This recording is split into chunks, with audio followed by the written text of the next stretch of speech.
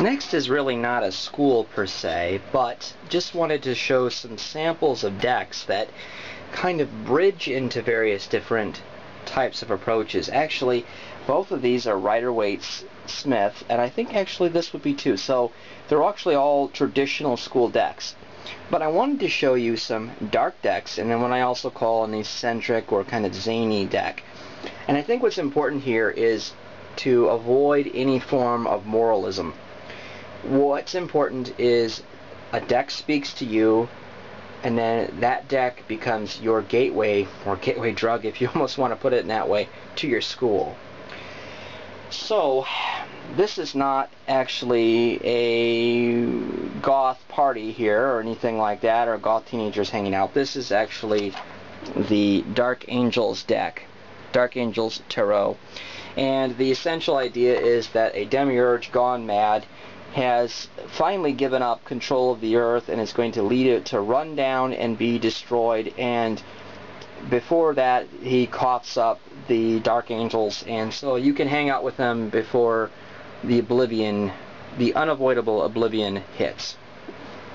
So obviously you can see it's quite a depressive wear your black lipstick and sort of thing kind of feel. That's actually the Lover's card, the Hierophant, a blind religious authority, the Emperor, the Empress. Instead of looking like she's the growth extraordinaire, she looks like she's hiding growth in life. And this is not a goth princess or emo princess, but rather that is the High Priestess card.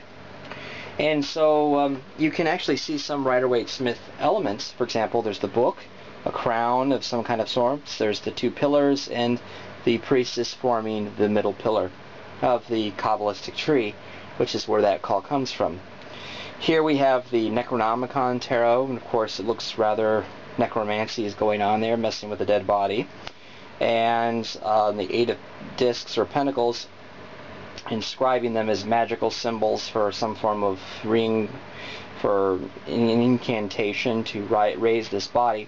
And then this is the Deviant Moon Tarot, and I call that not a dark deck, but zany eccentric. And sometimes this is again where you need those off-the-wall things, like there's the Magna Bible. Again, you know, looking at a familiar religious text in an unfamiliar light, or the Cotton Patch Gospels. You know, Good Friday is the Good Friday lynching. Maybe even Jesus is black if you look at some African American liberation theologies and so forth, and or even Jesus as gay, those aspects as well. So again, you have those in tarot through unfamiliar decks, and the Deviant Moon Tarot does that. Again, these are aspects that speak to you. You got to let them sort of reach out and touch you at a visceral level.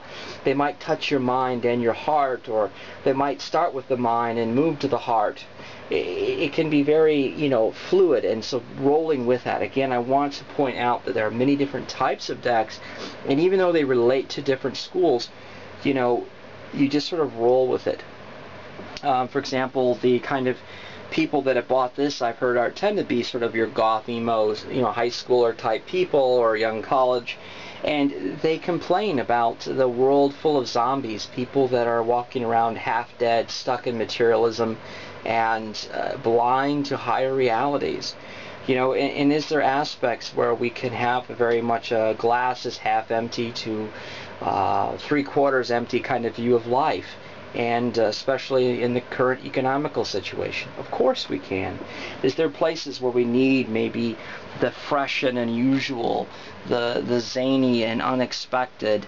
I mean, quite a different way of looking at the Three of Cups, abundance, or the Ace of Cups. Nonetheless, these things happen. Ooh, the Queen of Pentacles. Very interesting nonetheless. And so sometimes we need these different offbeat ways, looking at familiar things, familiar texts, if you will, that we deconstruct. The text does not have to be literally, you know, a book that you scan and look at the sentence structure and move from there. Texts are much more fluid than that. Texts can even be things that are never put into print, whether symbolic or not. So, again, these are another aspects of looking at schools through different thoughts. In a certain sense, the Labor T Tarot of the Stars Eternal, it can sort of fit into this in the same way. I mean, there's very strong manifest content here, dream-like content, and so it requires a little bit of skill for you in that sense, but it very much is in the systems-based approach. But it is sort of dark and zany because it's always actually at night, because it's stars eternal and you don't have stars during the day. So again, you know, some of these concepts can be very fluid and require just a bit of imagination, but listen to what speaks to you. That is the right deck.